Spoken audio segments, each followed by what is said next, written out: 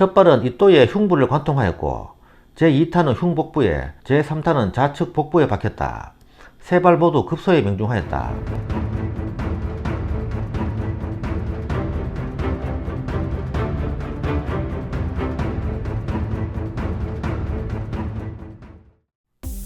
독립운동가 안중근 의사입니다.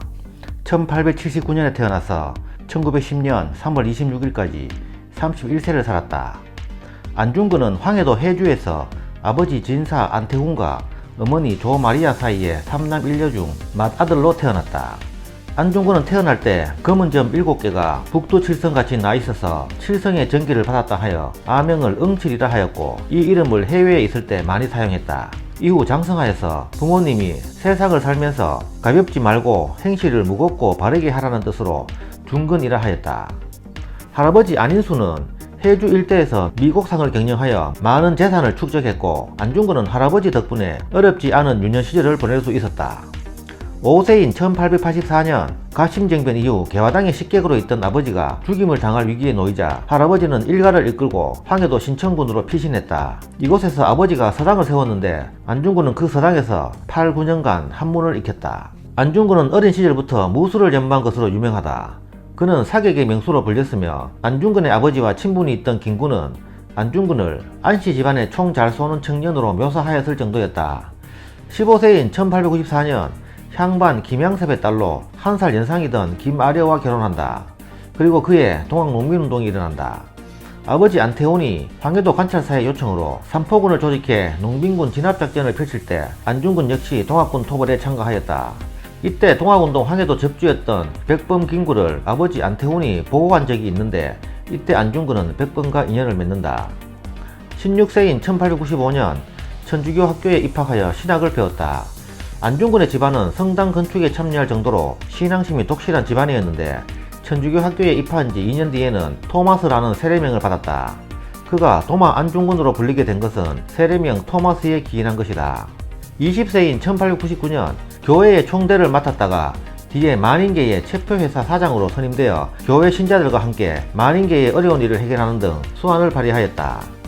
25세인 1904년 아버지 안태훈이 황해도 안악읍에 사는 청나라 의사 서원훈과 시비가 붙어 서원훈이 안태훈을 발로 가슴을 걷어차는 일이 벌어졌다. 이 소식을 들은 안중근이 10여 명과 함께 무기를 들고 야밤에 서원훈을 잡아다가 길가에서 무수히 난타하여 거동이 어렵게 만들어 외교 문제로 비화되었다. 다행히 재판 과정에서 잘 해결되어 안중근은 서씨와 서로 사과하고 평화를 유지하게 되었다고 한다. 26세인 1905년 을사늑약으로 외교권이 일본에게 빼앗기자 독립기지 건설을 위해 해외 망명을 결심, 산둥을 거쳐 상해에 도착하였다. 그러나 상하이의 유력자들과 천주교 신자들로부터 협조를 거절당하여 실망하고 되돌아왔다.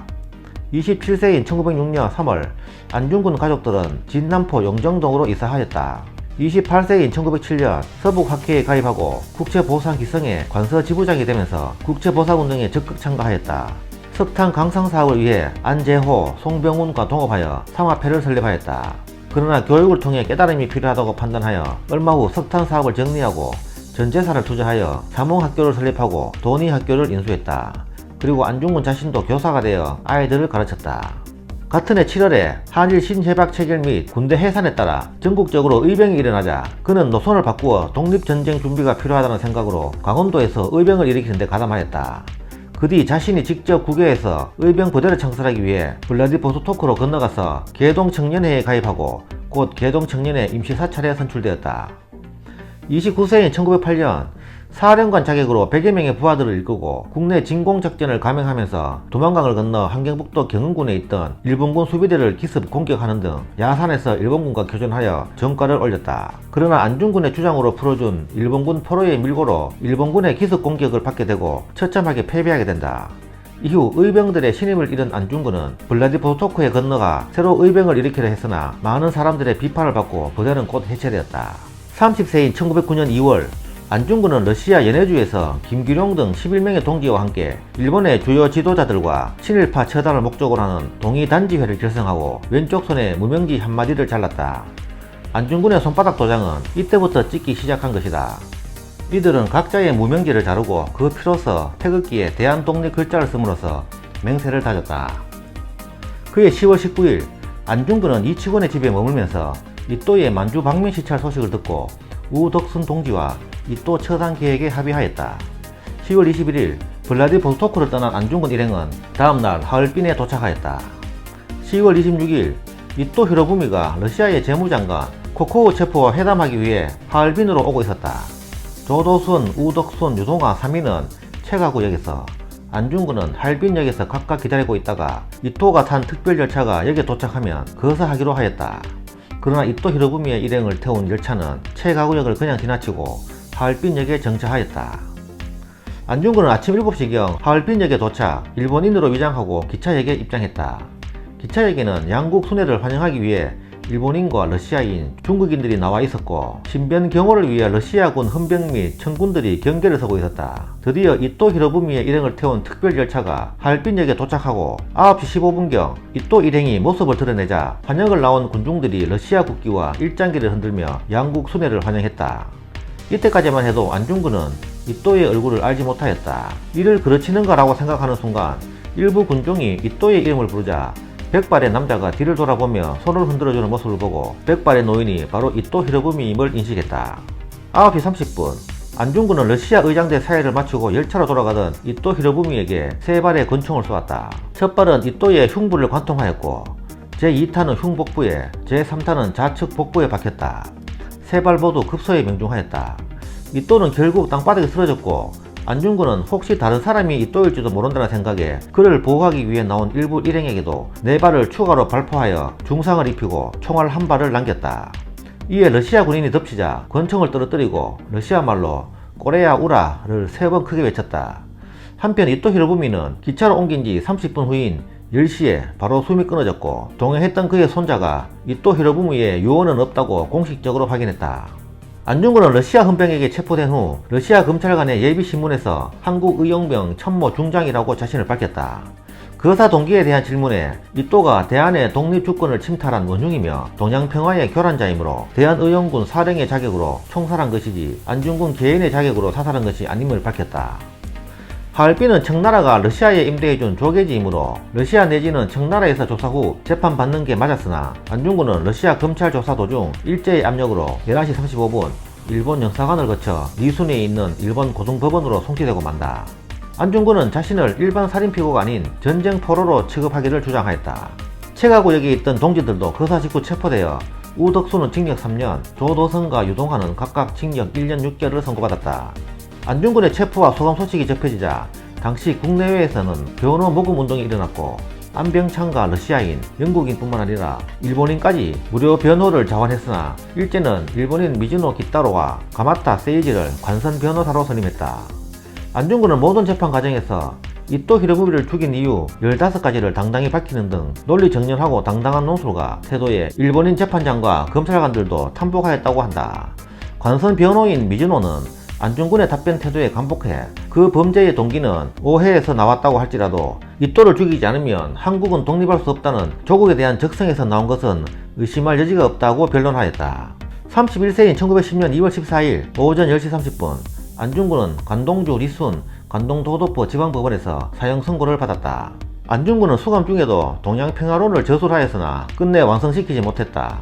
안중근의 재판을 맡았던 일본인 판사는 동양평화론을 완성할 수 있도록 그의 사형일을 몇 달 후에 집행하려고 했으나 도쿄에서 직접 명령했기 때문에 사형일을 미룰 수 없었다.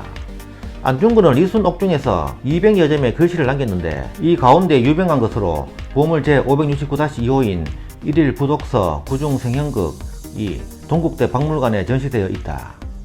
사형 보름 전 안정근, 안공근 두 아우에게 내가 죽거든 시체는 하얼빈 공원 곁에 묻어두었다가 우리 국권이 회복되거든 고국에 묻어다오. 대한 독립의 소리가 천국에 들려오면 나는 마땅히 춤을 추며 만세를 부를 것이다 라고 유언하였다. 3월 25일 사형 집행일이었으나 세계적으로 성탄절, 정월 초하루 황제의 탄신일에는 사형이 없다는 관례로 이날이 대한제국 황제 순종이 태어난 권원절이었기 때문에 통감부에서 사형을 연기 요청하였다. 이날 안중근은 면회를 온 두 동생에게 노모의 안부를 묻고 불효의 죄를 용서를 청하며 장남을 천주교 사제로 길러달라고 부탁하였다. 동생 안정근에게는 한국의 발전을 위해 공업 또는 식민 같은 한국을 위한 일에 종사토록 부탁하였다. 3월 26일 오전 10시 리순 감옥에서 교수형이 집행되어 순국하였다. 향년 32세였다. 슬하에 이남 일녀를 두었다. 순국 직전 마지막 유언으로 내가 한 일이 동양평화를 위해 한 것이므로 한일 양국인이 서로 일치 협력해서 동양평화의 유지를 도모하길 바란다 라고 말했다. 안정근과 안공근이 안중근 유해 인도를 요구하였으나 감옥 당국으로부터 거부당하고 리순 감옥의 제수 공동묘역에 묻혔다.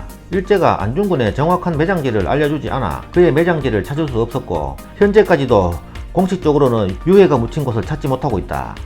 2008년 3월 중화인민공화국 라오닝성 다렌시 리순 감옥 뒤편 야산 일대 등지에서 유해 발굴 작업을 벌였지만 실패하였다.